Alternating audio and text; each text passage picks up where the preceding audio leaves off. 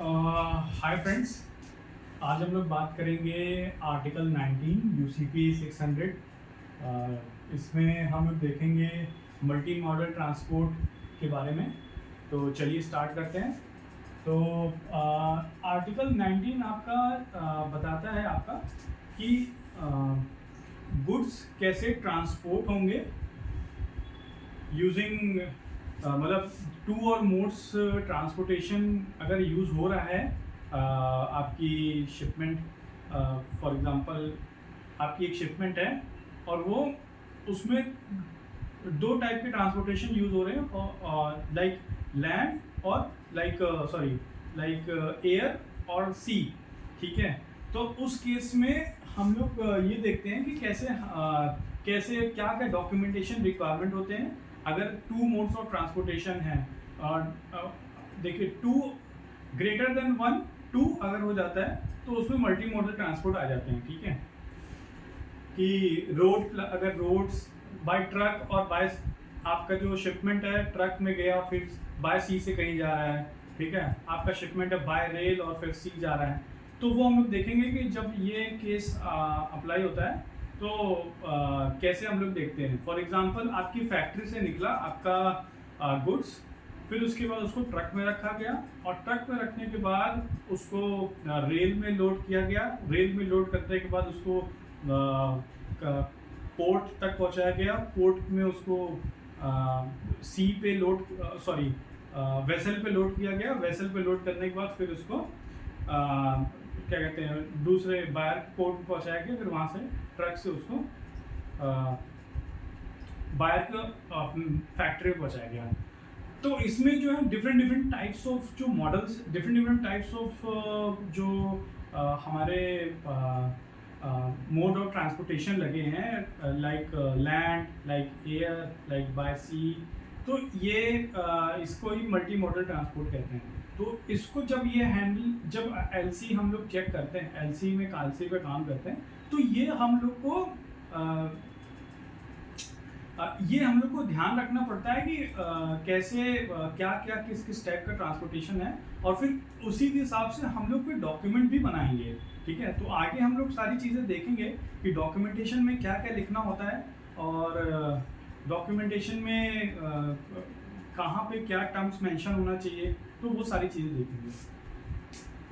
तो requirement of multi modal transport में सबसे पहली रिक्वायरमेंट रहती है कि अगर आपका गुड्स शिप हुआ है तो उसमें कैरियर का नाम, वो कैरियर जिस कैरियर शिप हुआ उस कैरियर का नाम, ठीक है, उसका सिग्नेचर और उसका डिटेल्स मेंशन होना चाहिए।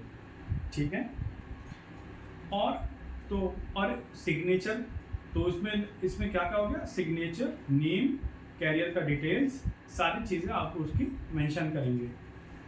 ठीक है, जो डॉक्यूमेंट्स में।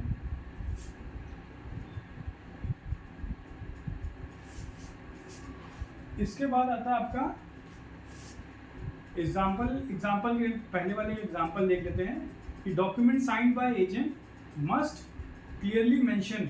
अगर कोई भी जो डॉक्यूमेंट साइन हो रहा है, फॉर एग्जांपल आपको बीएल मिल रहा है, तो बीएल में प्रॉपरली एक चीज़ मेंशन होना चाहिए, डिटेल सारी चीज़ें मेंशन होनी चाहिए, साइन होना चाहिए कैरियर का नेम होना चाहिए, कैरियर की डिटेल्स होनी चाहिए, सारी चीज़ मेंशन होनी चाहिए।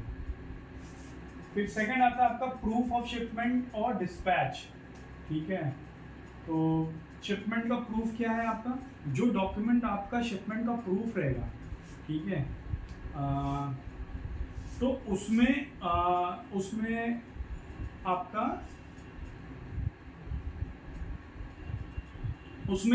आपका रिटर्न होना चाहिए कि डॉक्यूमेंट शिफ्ट हो गया है, या तो डॉक्यूमेंट शिफ्ट हो गया है या डॉक्यूमेंट यहाँ से निकल गया है, तो डिस्पैच वर्डिंग होनी चाहिए, या शिफ्ट होना चाहिए, या टेकन ओवर। ठीक है, टेकन ओवर बाय कैरियर, ये वर्डिंग होनी चाहिए उसमें, या टेकन इन चार्ज, ऐसे मेंशन होना चाहिए कि कैरियर ने अपने इंचार्ज अपने कस्टडी में गुड्स ले लिया है, और या तो कैरियर शिफ्ट कर दिया उसको, या तो कैरियर डिस्पैच कर दिया। ठीक है, तो ये प्रिंटेड होना चाहिए, प्रिंटेड में लिखा होना चाहिए, या with stamp and date mention होनी चाहिए। ठीक है, इसमें क्या है, अगर जो डॉक्यूमेंट बनाने की डेट और शिप करने की डेट डिफरेंट है, ठीक है। तो फिर पहले तो शिप की डेट आनी, पहले तो स्टैम्प की डेट आएगी, फिर उसके बाद आपकी शिप की डेट आएगी, ठीक है। और अगर इफ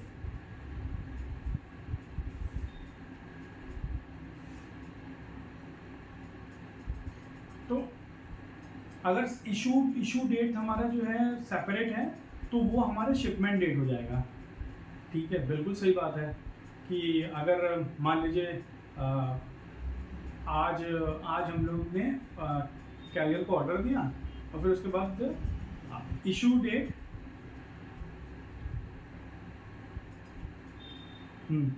इशू डेट फिर शिपमेंट डेट होनी चाहिए।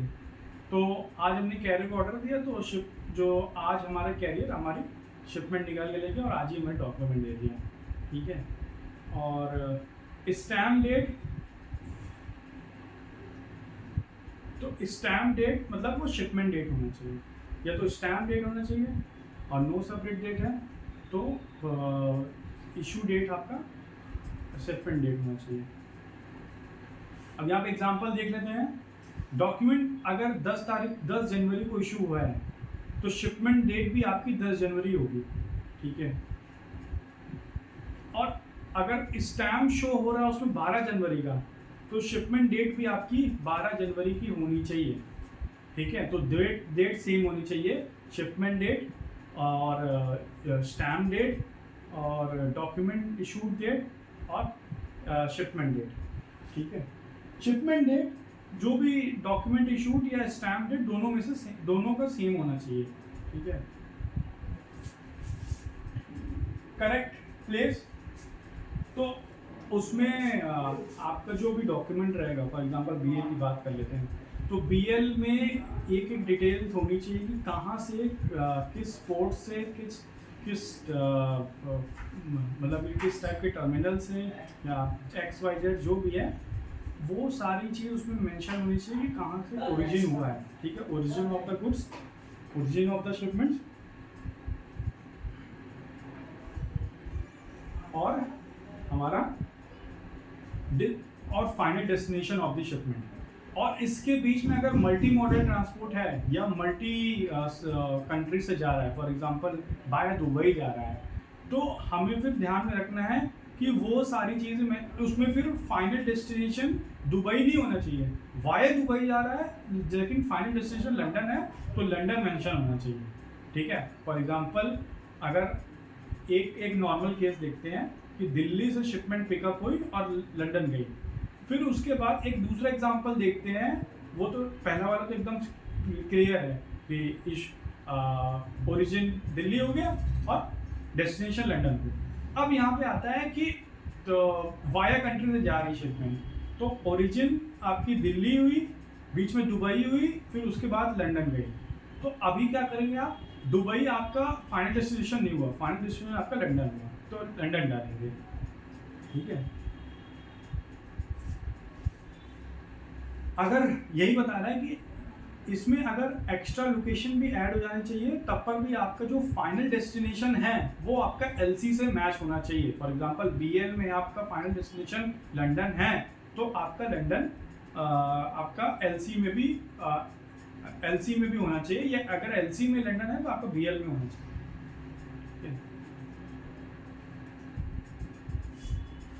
फिर उसके बाद आता है ओरिजिनल डॉक्यूमेंट्स रिक्वायर।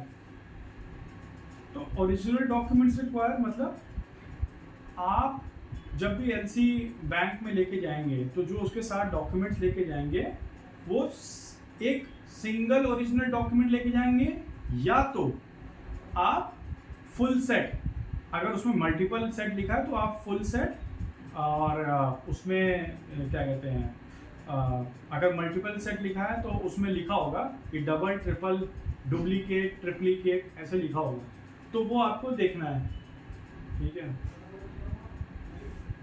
फिर इसके बाद आता है टर्म्स ऑफ कैरियज।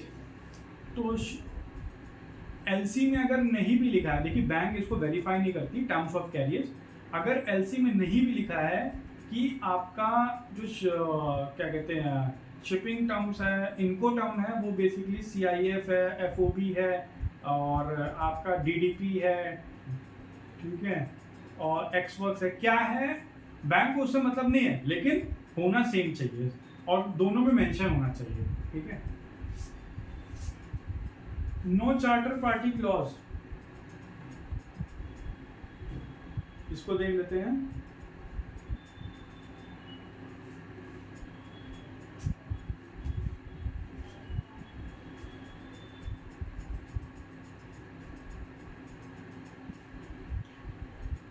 डॉक्यूमेंट में क्या क्या चीज नहीं मेंशन होना चाहिए, ठीक है।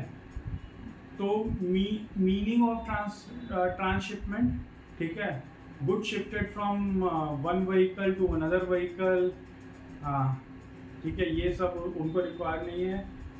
एग्जाम्पल ट्रक, शिप और ट्रेन, ये सब नहीं होना चाहिए। ट्रांसशिपमेंट का रूल क्या है, ट्रांसशिपमेंट का रूल समझ लेते हैं यहाँ पे।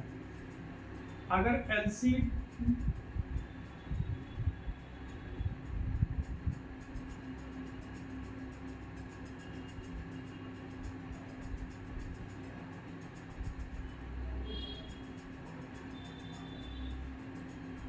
अगर देखिए ट्रांसशिपमेंट अलाउडेड नहीं है, फॉर एग्जांपल ये रूल कहता है ट्रांसशिपमेंट रूल में कि ट्रांसशिपमेंट अगर अलाउडेड नहीं है और LC में लिखा है कि by single route goods cover किया है, ठीक है, by single transportation goods cover किया है, तो फिर तो एक्सेप्टेबल है कि अगर single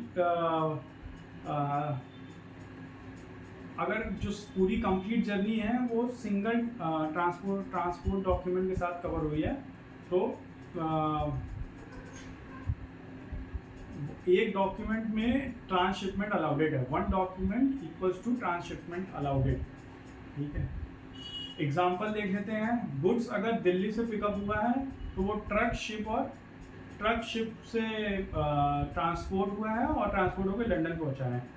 single mode document issued, ठीक है, अगर सिंगल मोड डॉक्यूमेंट इशूड हुआ है तो एक्सेप्टेबल इवन इफ एलसी, ठीक है। तो सिंगल मोड ट्रांसपोर्टेशन में अगर डॉक्यूमेंट इशूड हुआ है, मतलब कि एक ही टाइप के ट्रांसपोर्टेशन से वो गया है, तो LC एक्सेप्ट करेगा, LC प्रोहिबिट नहीं कर सकता। अगर LC ट्रांसशिपमेंट प्रोहिबिट कर रही फिर भी LC बैंक एक्सेप्ट करेगा, ठीक है। तो नेक्स्ट अभी हम लोग आर्टिकल आगे का आर्टिकल देखेंगे, आर्टिकल 21, ठीक है।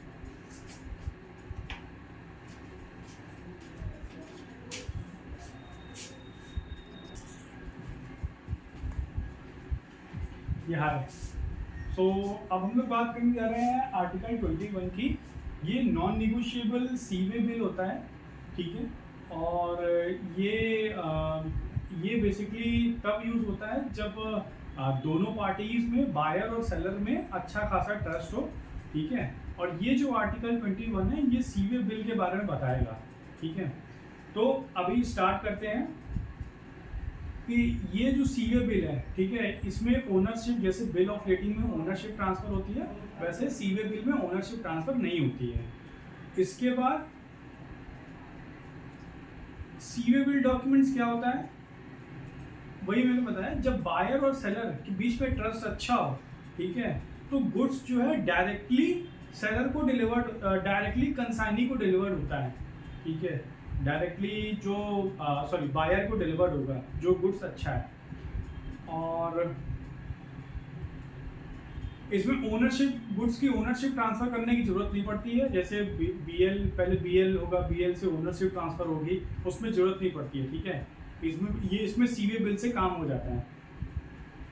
रिक्वायरमेंट, ठीक है, पार्ट ए देखते हैं। रिक्वायरमेंट, कैरियर नेम और सिग्नेचर होना चाहिए, ठीक है, उसमें प्रॉपर अगर कैरियर का नाम, कैरियर का डिटेल और सिग्नेचर होना चाहिए। जो एजेंट है वो बताएगा कि मैं इसके कैरियर के बिहाफ में सिग्नेचर कर रहा हूँ, ठीक है, तो साइंड बाय द एजेंट होना चाहिए।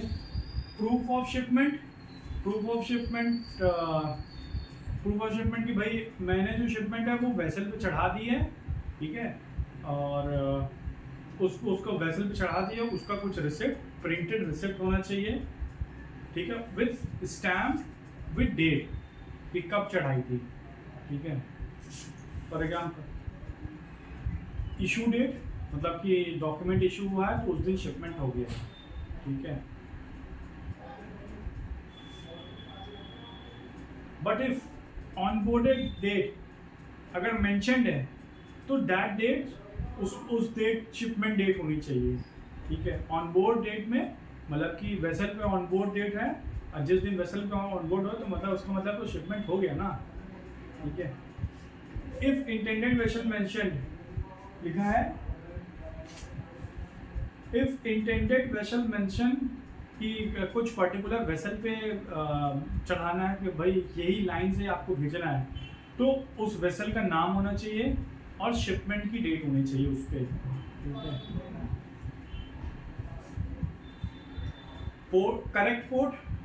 Correct port simple, port of loading correct होना चाहिए, पोर्ट ऑफ डिस्चार्ज करेक्ट होना चाहिए, ठीक है। अगर मिसमैच होता है, ठीक है, जो पोर्ट से इंटेंट जो मतलब कि मेरी इच्छा थी या मुझे जिस पोर्ट से भेजना था, तो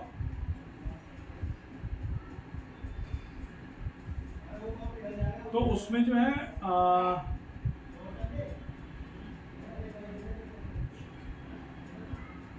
तो उसमें जो है फिर करेक्ट पोर्ट मेंशन करना पड़ेगा, करेक्ट पोर्ट, डेट और वेसल नेम, ठीक है।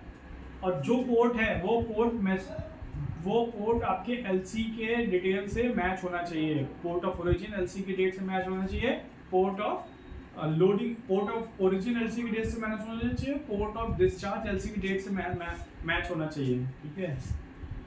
ओरिजिनल डॉक्यूमेंट्स, अगर ओरिजिनल डॉक्यूमेंट्स की बात कहता है तो सिंगल, अगर सिंगल ओरिजिनल बोलता है तो एक ओरिजिनल लेके जाएंगे, अगर फुल सेट बोलता है तो फुल सेट लेके जाएंगे। Terms of carriage, fifth point है टर्म्स ऑफ कैरियज। इसमें टर्म्स मेंशन होने चाहिए कि अगर किस टर्म्स में हमारी डील हुई थी, बैंक को कोई मतलब किस इनको टर्म्स में हमारी बातचीत चल रही है, और बैंक को इससे कोई मतलब नहीं, लेकिन मेंशन होना चाहिए। No clues party clause, no charter party clause, तो इसमें कुछ ऐसा मेंशन नहीं होनी चाहिए ट्रांसपोर्टेशन में, मतलब कितने subject to charter party clause, charter party not allowed है, ठीक है। चार्टर पार्टी का 1 मिनट में मैं मतलब आपको बता रहा हूँ। चार्टर पार्टी का मतलब होता है, 1 सेकेंड बस,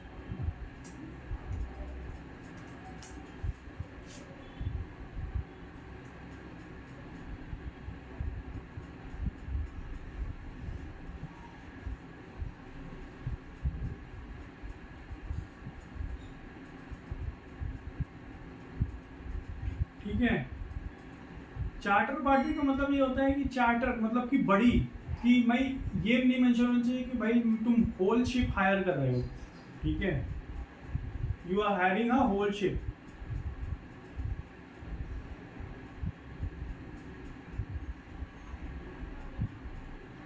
ठीक है।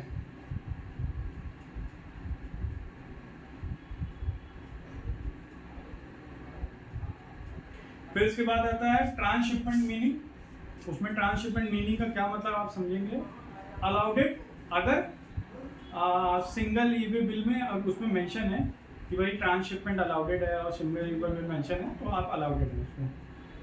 इवन इफ, अब रूल 2 कहता है कि इवन इफ एलसी से नो ट्रांसशिपमेंट स्टिल अलाउडेड है, ठीक है। अगर गुड्स कंटेनर में है, गुड्स ट्रेलर में है, गुड्स लैश में है। लैश क्या होता है एक बार देख लेते हैं, LASH, लैश।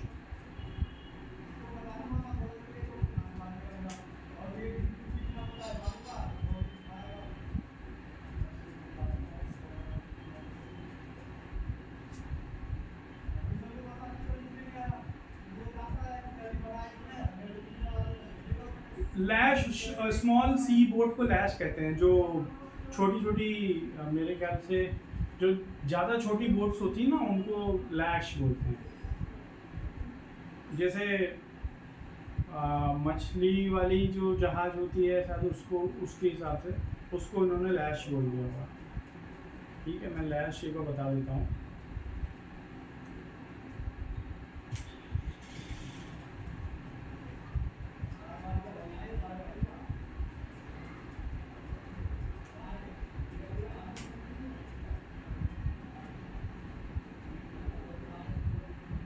जो काफ़ी ज़्यादा छोटी कंटेनर बोट वैसल ही होती है, लेकिन कंटेनर बोट भी होती है लेकिन काफ़ी ज़्यादा छोटी होती है। ठीक है, लैश शिप मतलब कि काफ़ी ज़्यादा मतलब कि छोटी होती है और उतना ज़्यादा उसमें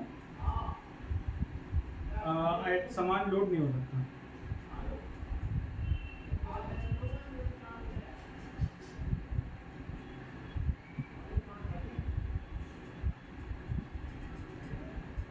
ठीक है,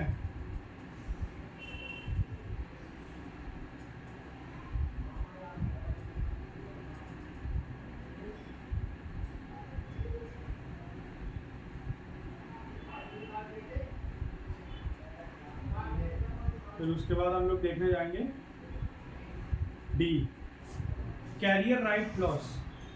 ठीक है, लास्ट वाला हमारा पॉइंट है कैरियर राइट क्लॉज। इस डॉक्यूमेंट से अगर डॉक्यूमेंट कहता है कि कैरियर में ट्रांसशिप,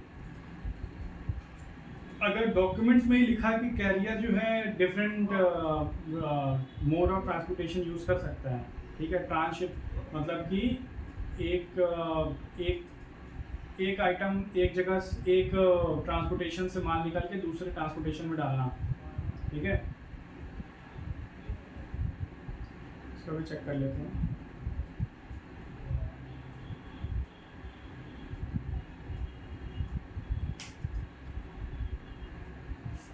ट्रांसशिप आ गया आपका।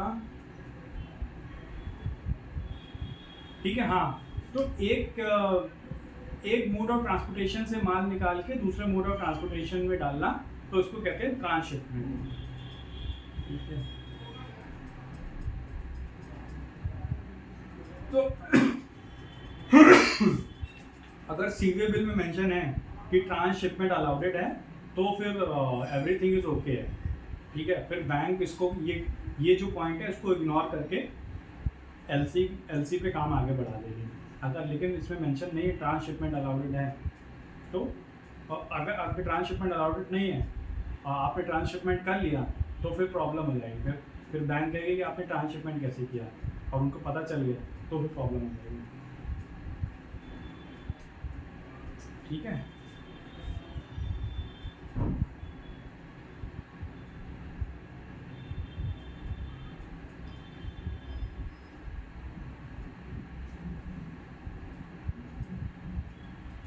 तो मोस्ट इंपॉर्टेंट डिफरेंस क्या है मेरा, बिल ऑफ लेडिंग हमारा निगोशिएबल डॉक्यूमेंट है, इसमें ओनरशिप ट्रांसफर होती है। सीवे बिल हमारा नॉन निगोशिएबल ट्रांसफर डॉक्यूमेंट है, इसमें कोई ट्रांसफर नहीं होता है। ठीक है, ठीक है, आज के लिए इतना ही। बाकी हम लोग रेस्ट ऑफ द आर्टिकल्स कल देखेंगे नेक्स्ट वीडियो में। तब तक के लिए धन्यवाद। Be safe, be happy.